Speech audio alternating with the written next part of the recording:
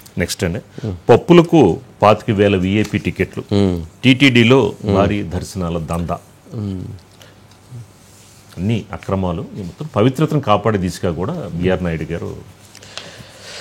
అంటే గతంలో 2019 నుంచి 24 టైంలో వాళ్ళు ఒక ఈ లడ్డూ తయారీకి లేదా భోజనాలకి వాటి కోసం అని చెప్పని ఒక సామాగ్రి అంటే పప్పు దినుసుల కోసం వాళ్ళు కొన్ని పెట్టారు. ఆ పప్పు దినుసులు సప్లై చేసినటువంటి శ్రీనివాస సేవా సమితి, శ్రీనివాస సప్లయర్స్, ఇది వాళ్ళ కంపెనీ.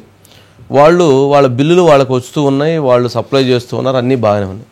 వాళ్ళకి తిరుమల తిరుపతి దేవస్థానం వివిఐపి L1 దర్శన టిక్కెట్లు 25,500 టిక్కెట్లు ఇచ్చారంటండి. అమ్ముకోమనండి, ఏం చేశారో తెలియదు. అసలు ఏదైనా 25,500 టిక్కెట్లు, వైవి సుబ్బారెడ్డి గారు లేదా వాళ్ళకి సంబంధించిన ఒక 5 లక్షల టిక్కెట్లు ఇచ్చారన్నారు కదా. అసలు ఏమన్నా అదేమన్నా అర్థం ఉందా? పప్పు బెల్లాలను పంచినట్టు పనిచేశారు. అంటే వాళ్ళ అవసరాల కోసం, వాళ్ళ ప్రయోజనం చేకూర్చేటువంటి వాళ్ళ కోసం ఈ రకమైనటువంటి దుర్మార్గాలకి తెగబడ్డారు అనేటువంటిది అర్థమవుతుంది. పక్కా కమర్షియల్ చేశారు. సరే Mohan, good evening sir. Good evening. ఏంటి ఇప్పుడు ఏమన్నా వాళ్ళ మీద చర్యలు తీసుకునేటువంటి అవకాశం ఏమైనా ఉందా, లేక లాలించి పంపిస్తారా ఏంటి? సార్ అది పూర్తిగా దానిపైన బ్లాక్ లిస్ట్ లో పెట్టారు సార్. అన్నిటి కూడా బ్లాక్ లిస్ట్ లో పెట్టారు. ఫ్యూచర్ లో వాళ్ళు ఎప్పుడు కూడా టీటీడీకి సంబంధించిన టెండర్ లో కూడా పాల్గొనే అవకాశం ఉండదు. మరోపక్క వాళ్ళకి ఇచ్చినటువంటి కూపన్స్ ఉన్నాయి సార్, మరికొన్ని కూపన్స్ కూడా వాళ్ళ దగ్గర ఉన్నాయి సార్.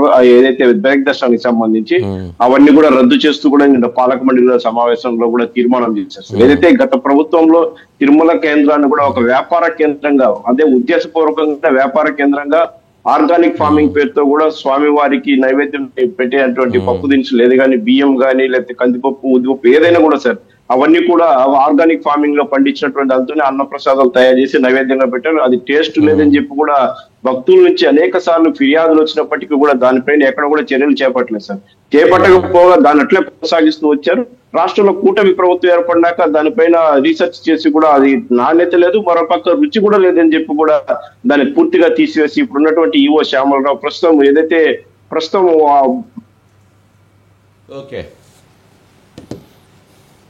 ఓకే సార్, దీని బయట కూడా బయట ఉందండి సార్, బయట ప్లే చేయండి. బయట ప్లీజ్.